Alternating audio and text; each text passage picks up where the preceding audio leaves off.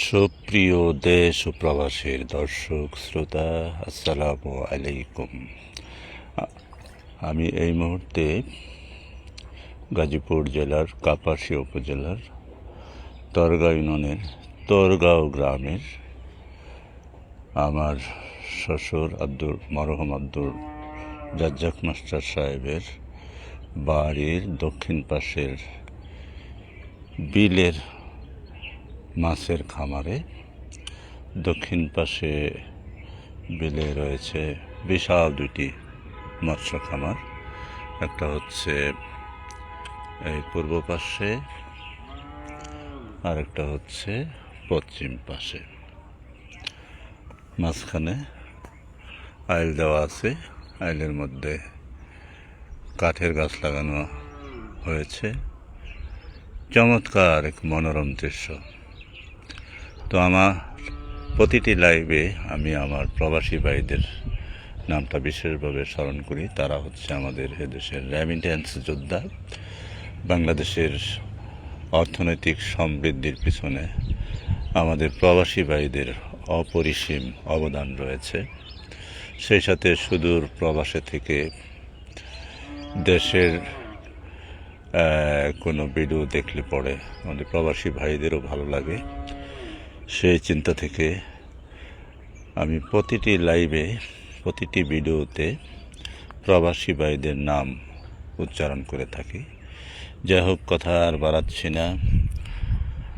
যে যেখান থেকে দেখছেন আমার লাইভ দেখতে থাকুন।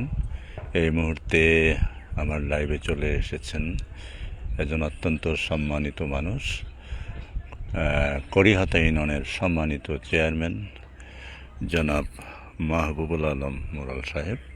আসসালামু আলাইকুম, কেমন আছেন ভাইজান? আশা করি ভালো আছেন। তো যে যেখান থেকে দেখছেন একটু পরিচয় দিবেন প্লিজ। তো সাধারণত আমাদের দেশে গ্রামে যারা কৃষকরা পুকুর দেয়, পুকুরে আসলে ওই ধরনের ভালো মাছ হয় না, কিন্তু বিলের ক্ষেত্রে দেখা যায় এখানে ভালো মাছ হয়। তো সেই ধারণা থেকেই এখানে বিলের মধ্যে মাছের চাষ করা হয়েছে। এটা হচ্ছে তরগাঁও ব্যাপারী বাড়ি। এই ব্যাপারী বাড়ির উত্তর পাশে এই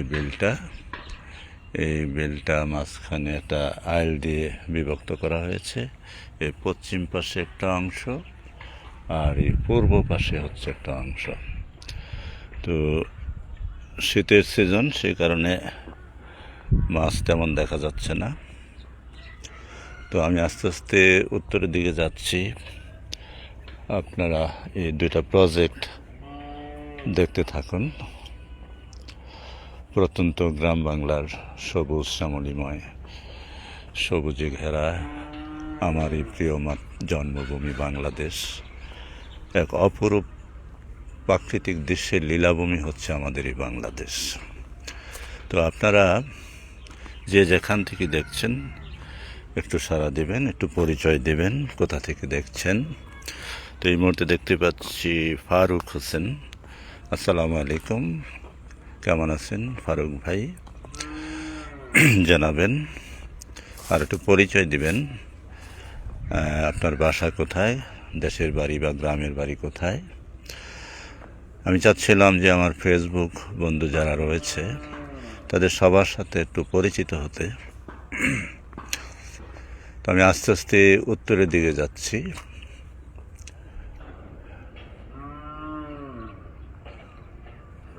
আপনারা দেখতে থাকুন। ওই যে গাছগুলি দেখা যাচ্ছে দূরে, ওর ওই পাশে তরগাঁও মেডিকেলের ঠিকাদার জনাব মুজামেল ভাইয়ের বাড়ি এখানে। আর এই পাশে হচ্ছে আমার মরহুম শ্বশুর আব্দুর রাজ্জাক মাস্টার সাহেবের বাড়ি। এই মুহূর্তে লাইভে আসছেন শামীম ব্যাপারী। আসসালামু আলাইকুম শামীম, কেমন আছেন আপনি? তারপরে রয়েছে খোকন ভাই। খোকন ভাই কোথা থেকে দেখছেন একটু পরিচয় দেন। আপনার গ্রামের বাড়ি বা দেশের বাড়ি কোথায়? দেশে আছেন না বাইরে? খোকন ভাই দেখতেছেন। শীতের কারণে মাছ দেখা যাচ্ছে না, নইলে আরও ভালো লাগতো। এটা রাস্তার পূর্ব পার্শ্ব, এটা হচ্ছে পশ্চিম পার্শ্ব। দুই পুকুরের মাঝখানের আইলে কাঠের গাছ লাগানো রয়েছে। চমৎকার এক মনোরম দৃশ্য।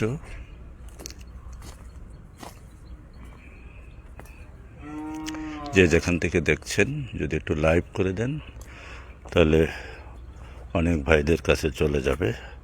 বেশি বেশি শেয়ার করে দেন। আমার লাইভ শেষ হলে পরে শেয়ারটা কেটে দিতে পারেন, সমস্যা নেই।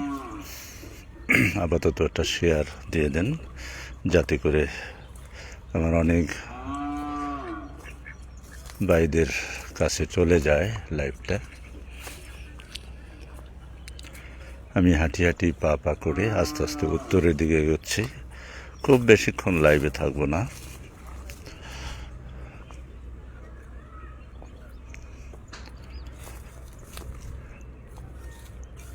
আমি প্রাথমিক বিদ্যালয়ের একজন অবসরপ্রাপ্ত শিক্ষক। তো অবসর হয়েও অবসর পুরোপুরি হওয়া গেল না।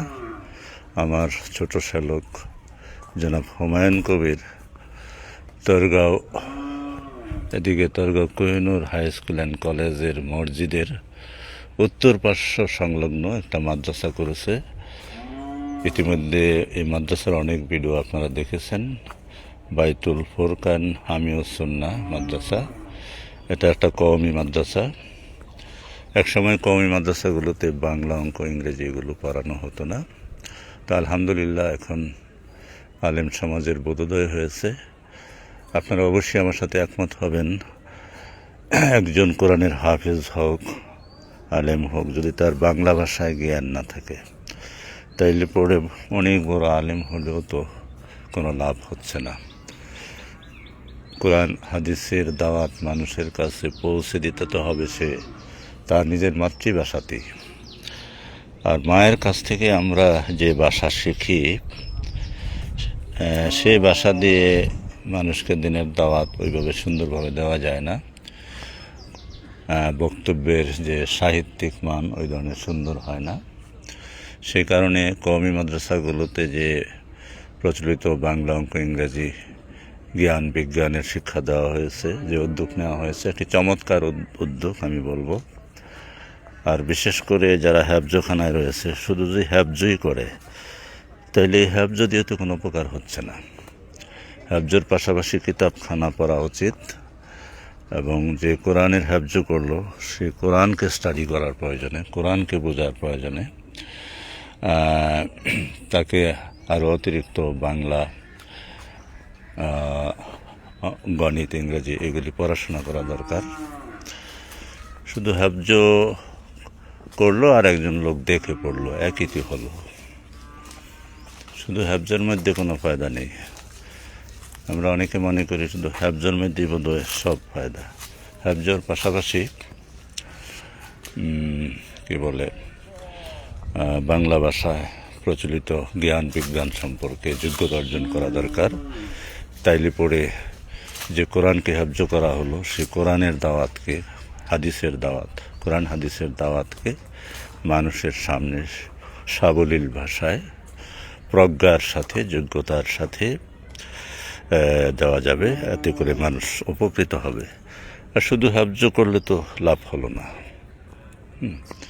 তো এই জন্য আলেম সমাজের যে বোধোদয় হয়েছে যে শুধু অ্যারাবিক বা শুধু হ্যাফজ তা পড়লেই হবে না, পাশাপাশি বাংলা, গণিত, ইংরেজি, সেই সাথে সমকালীন যুগের জ্ঞান বিজ্ঞান সম্পর্কে ধারণা থাকা একজন হাফেজের অবশ্যই প্রয়োজন। সেই চিন্তা থেকে আমার ছোট শ্যালক হুমায়ুন কবির সে মাদ্রাসায় হ্যাফজখানা, কিতাবখানার পাশাপাশি সমকালীন যুগের জ্ঞান বিজ্ঞান, বাংলা, গণিত, ইংরেজি শিক্ষার ব্যবস্থাও করা হয়েছে। আপনাদের কারো যদি ছাত্র থেকে থাকে, এই তো সামনে জানুয়ারি মাস, আমি লাইভের ফাঁকে মাদ্রাসার ব্যাপারে একটু বলে রাখলাম। দরিদ্র ছাত্রদের জন্য বিশেষ ছাড় রয়েছে। একেবারে ফ্রি পড়ানো হয় যারা অত্যন্ত হতদরিদ্র, এবং যারা বেতনে পড়ে তাদের বেতনও খুব কম রাখা হয়। আর আমার জানা মতে কাপাসিয়া উপজেলায় যত মাদ্রাসা রয়েছে এখানে খাবারের মানটাও কিন্তু চমৎকার। তো আপনারা এই সামনে জানুয়ারি মাস আসছে, 2 সেশনে মাদ্রাসায় ভর্তি করা হয়, জানুয়ারি মাসে আবার রমজানে। তো 3 মাস পরে মার্চের দিকে শেষ দিকে হয়তো রমজান মাস আসবে, পবিত্র মাহে রমজান, তখনও ভর্তি করা হয়, আবার জানুয়ারি মাসেও ভর্তি করা হয়। তো সবাইকে অনুরোধ করব, আপনাদের নিজের স্বপরিচিত যদি কোনো হতদরিদ্র মানুষ থাকে তাদের ফ্রি খাওয়া দাওয়া সহ পড়ার ব্যবস্থা রয়েছে। আশা করি যোগাযোগ করবেন। টারগাঁও কোহিনুর হাই স্কুল অ্যান্ড কলেজের মসজিদের উত্তর পার্শ্ব সংলগ্ন বাইতুল ফুরকান হামিউ সুন্নাহ মাদ্রাসা। আমি কিছুক্ষণের মধ্যে মাদ্রাসায় চলে যাব, সেই কারণে লাইভ আর বেশি হয়তো বাড়াবো না। তো খোকন লতাপাতা বাজার, হ্যাঁ চিনতে পারছি, দুলাল মিস্ত্রি সাহেবের ছেলে, সম্ভবত বাইরে আছো তুমি, হ্যাঁ সৌদি আরব, হ্যাঁ ও লিখে দিয়েছে দুলাল মিস্ত্রি ছেলে।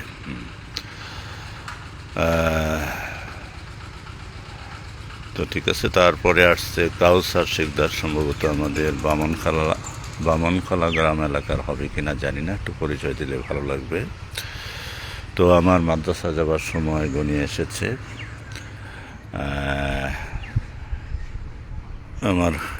আমি এখানে কিছু সময় দেই। বলেছিলাম যে আমি প্রাথমিক বিদ্যালয়ের একজন অবসরপ্রাপ্ত শিক্ষক, অবসর হয়েও আসলে হওয়া গেল না।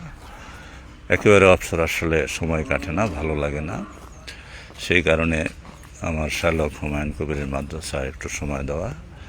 তো এখানে এই 2টা যে মাছের প্রজেক্ট আপনারা দেখলেন, এই যে একটা পশ্চিম পাশে আর একটা পূর্ব পাশে, এখানে আমি শুনেছি যে ময়মনসিংহ এলাকার একজন লোক আব্দুল কাদির, উনি এই 2টা প্রজেক্ট নিয়েছে।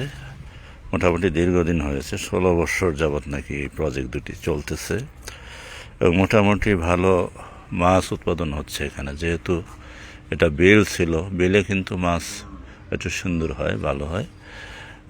আব্দুল কাদির সাহেবের সম্ভবত এলাকায় বাড়া থাকে, ওই যে ওই পাড়ে, এই প্রজেক্টের উত্তর পাড়ে সম্ভবত এখানে বাসা ভাড়া করে থাকে আব্দুল কাদির, বাড়ি হচ্ছে ময়মনসিংহ। তো শুনেছি কাদির সাহেব এখানে নেই, থাকলে একটু সাক্ষাৎকার নিতে পারতাম। শুনেছি নাকি বেশ লাভজনক, পুকুরের মাছের তুলনায় বিলের মাছের চাষ আসলেই লাভজনক। তো আমি একেবারে শেষ প্রান্তে চলে এসেছি আমার লাইভের। তো কাউসার শিকদারকে সম্ভবত সালাম দেয়নি। আসসালামু আলাইকুম কাউসার শিকদার, কেমন আছেন আপনি? একটু পরিচয় দেবেন। তো আমি একেবারে টারগাঁও ব্যাপারী বাড়ি বিলের এই যে পশ্চিম পাশের এবং এই পূর্ব পাশের 2টা প্রজেক্টের একেবারে উত্তর প্রান্তে চলে এসেছি। প্রজেক্টের উত্তর পাড়ই রয়েছে কাঠের বাগান, এক মনোরম অপরূপ সবুজ শ্যামলিময় দৃশ্য, যা দেখে মন জুড়িয়ে যায়। আমার এই সোনার বাংলা 1971-এ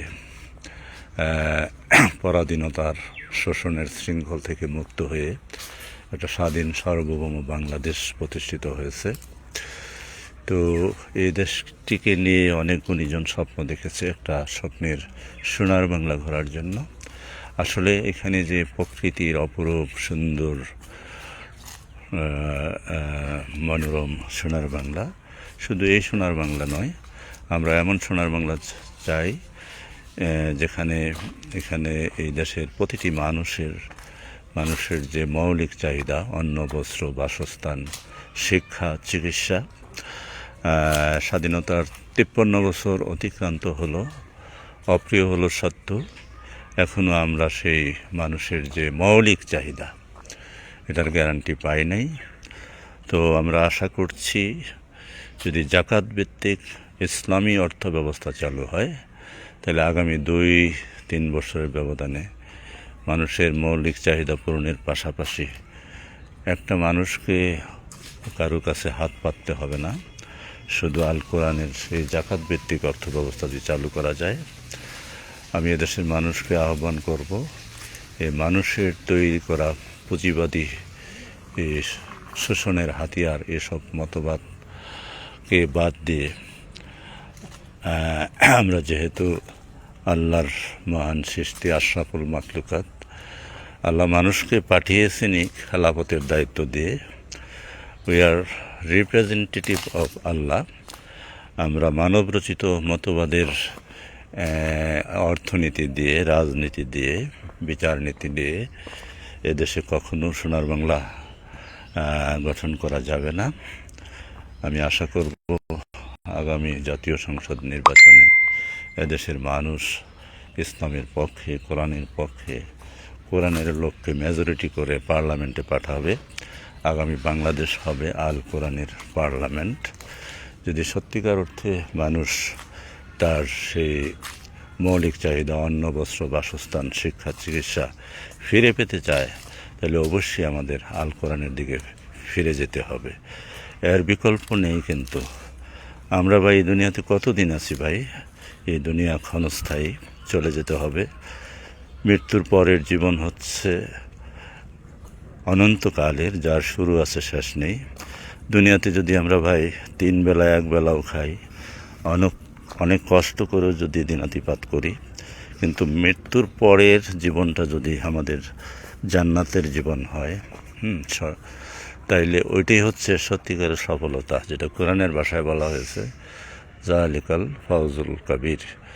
আর অনন্তকালের জীবনের যে সফলতা, দুনিয়াতে আমার যত কষ্টই হোক, মৃত্যুর পরের অনন্তকালের জীবনের সফলতাই হচ্ছে সত্যিকারের সফলতা। ক্ষণস্থায়ী জীবনে অনেকে বলে যে অমুকের ছেলে খুব মানুষ করছে, একজন ডাক্তার আর একজন ইঞ্জিনিয়ার। ঠিক আছে, এটা একজন মানুষের পর্যায়ে, কিন্তু একজন ডাক্তার, একজন ইঞ্জিনিয়ার যদি দেশের মানুষের প্রতি কোনো দায়বদ্ধতা না থাকে, দেশ প্রেম যদি সত্যিকার অর্থে না থাকে, আসলে আমাদের বক্তৃতার, রাজনৈতিক মঞ্চের বক্তৃতা শুধু দেশপ্রেমের গাল গল্পই শোনা যায়, কিন্তু বাস্তবে আমাদের দেশে যারা রাজনীতি করে তারা অধিকাংশ ক্ষেত্রে, অপ্রিয় হলো সত্য, নিজের স্বার্থের জন্য রাজনীতি করে। দেশের মানুষের জন্য তাদের কোনো রাজনীতি হয় না। তো আমি আশা করব এদেশের জনগণ যদি তাদের কাঙ্ক্ষিত মুক্তি ফিরে পেতে চায় তাহলে অবশ্যই আল কোরআনের দিকে ফিরে যেতে হবে। জানি না আমার সাথে আপনারা একমত হন কিনা। আর আল কোরআনের সমাজ প্রতিষ্ঠা করতে গেলে কি তোমাদের পরীক্ষা হচ্ছে? কোন ক্লাসে পড়ো? এটা লাইভ করতেছি, এটা লাইভ করতেছি। এই যে মাছের খামার। তো যে কথা বলছিলাম যে আমাদের বাংলাদেশকে নিয়ে অনেকেই স্বপ্ন দেখেছেন, অনেক গুণীজন স্বপ্ন দেখেছেন, একটা সুখী, সমৃদ্ধ, বেকারত্বমুক্ত বাংলাদেশের স্বপ্ন দেখেছেন। আমি আশা করব যে আমরা যদি আল কোরআনের দিকে ফিরে যাই তাইলে পরে একটা সুন্দর স্বপ্নের সোনার বাংলা হতে পারে। আর আল কোরআনের আইন, কোরআন হাদিসের আইন যতই ভালো হোক, যারা সমাজের নেতৃত্ব দেবে তাদের মধ্যে যে সততা না থাকে, জাকাত ভিত্তিক অর্থনীতি চালু হলে পরে, জাকাত আদায় করলে পরে যদি নেতৃত্ব সৎ না হয় তাহলে জাকাতের টাকাও লুটেপুটে খাবে। সেই কারণে সবার আগে দরকার হচ্ছে সৎ, দেশপ্রেমিক, যোগ্য নেতৃত্ব। আসলে আমাদের দেশে অবস্থাটা এরকম হয়েছে, এই দেশে সৎ লোকের যথেষ্ট অভাব রয়েছে। তারপরও সৎ লোক অনেক আছে, কারণ সৎ লোক না থাকলে পৃথিবী থাকতো না, কিয়ামত হয়ে যেতে হতো। তো সবচেয়ে যে অভাবটা সেটা হচ্ছে আমাদের মধ্যে যাদের সততা রয়েছে তাদের সমাজে ড্রাইভিং করার, নেতৃত্ব দেওয়ার যোগ্যতা নেই। যেমন মনে করেন একটা বাসের ড্রাইভার যদি মদখোর হয়, গাঞ্জাখোর হয়, অসৎ লোক হয়, তাহলে যে কোনো সময়ে এই যানবাহনটি গর্তে পড়ে খাদে পড়ে অ্যাক্সিডেন্ট করতে পারে। পিছনের প্যাসেঞ্জাররা যতই আয়াতুল কুরসি তসবিহ তাহলিল করুক না কেন, গাড়িটা কিন্তু সেই গর্তেই পড়বে। এটা কার কারণে? ড্রাইভিংয়ের কারণে। সুতরাং আমাদের পরিবারে, আমাদের সমাজে, আমাদের দেশে শান্তি নির্ভর করে যে এই সমাজের প্রশাসনের সর্বনিম্ন স্তরে, স্থানীয় পর্যায়ে এই সমাজের মেম্বার কারা, তার উপরে এই সমাজের চেয়ারম্যান কারা, এই সমাজের এমপি কারা, মন্ত্রী কারা, সর্বশেষ পর্যায়ে রাষ্ট্রের সর্বোচ্চ ক্ষমতাধর প্রধানমন্ত্রী কে, এইসব ড্রাইভিংয়ে কারা আছে, তাদের মধ্যে কি সততা আছে কিনা, তাদের মধ্যে দেশের মানুষের প্রতি দায়বদ্ধতা আছে কিনা, দেশপ্রেম আছে কিনা, এটার উপর নির্ভর করবে একটা সুখী সমৃদ্ধ বেকারত্বমুক্ত স্বপ্নের সোনার বাংলা। তো আর আমাদের দেশে অবস্থাটা হয়েছে, সৎ লোক যাই রয়েছে তাদের মধ্যে সমাজের ড্রাইভিংয়ের যোগ্যতা নেই। অর্থাৎ সৎ লোকগুলি যোগ্য না, আর যোগ্য লোকগুলি সৎ না। অপ্রিয় হলো সত্য অনেকাংশ ক্ষেত্রে। আর সৎ লোক যদি যোগ্য না হয়, এই যোগ্যতা দিয়ে সমাজের কোনো কাজে আসে না। অতটুকু কাজে আসে যে তার দ্বারা কেউ ক্ষতিগ্রস্ত হয় না, কিন্তু এই ধরনের সৎ লোক দিয়ে সমাজের ড্রাইভিংয়ের দায়িত্ব পালন করা সম্ভব হয় না, পাশাপাশি জনগণের কল্যাণ সাধনও করা যায় না। তাইলে পরে আমাদের সবচেয়ে বড় পরিকল্পনা হওয়া উচিত সৎ লোকদেরকে যোগ্য হিসেবে গড়ে তোলা, আর যোগ্য লোকদেরকে দাওয়াত দেওয়া যে আসুন আপনাদের মধ্যে সমাজে ড্রাইভিংয়ের যোগ্যতা রয়েছে, সততাটুকু লালন করুন। তাইলে পরেই কোরআন সুন্নাহর আলোকে সৎ এবং যোগ্য নেতৃত্বের ড্রাইভিংয়ে যদি একটি সমাজ বা তাদের হাতে যদি রাষ্ট্র ক্ষমতা দিয়ে দেওয়া যায়, তাইলে পরে একটা সুখী সমৃদ্ধ বেকারত্বমুক্ত সুন্দর সোনার বাংলা হবে। যে সোনার বাংলা শুধু সবুজ শ্যামলিময় সোনার বাংলা হবে না, এটা হবে সেই সোনার বাংলা যেখানে কোনো মানুষকে তার অভাবের তাড়নায় হাত পাততে হবে না। একমাত্র জাকাত ভিত্তিক অর্থব্যবস্থা চালু হলে পরে আগামী 1-2 বছরের ব্যবধানে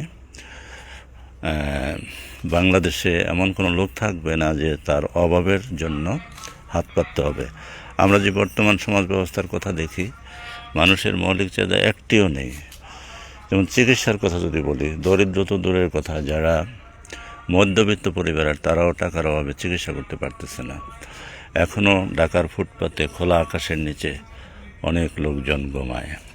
তাইলে মানুষের আবাসস্থল বা বাসস্থানের মতো মৌলিক চাহিদার গ্যারান্টিও হচ্ছে না, চিকিৎসা পাচ্ছে না, লেখাপড়া করতে পারছে না।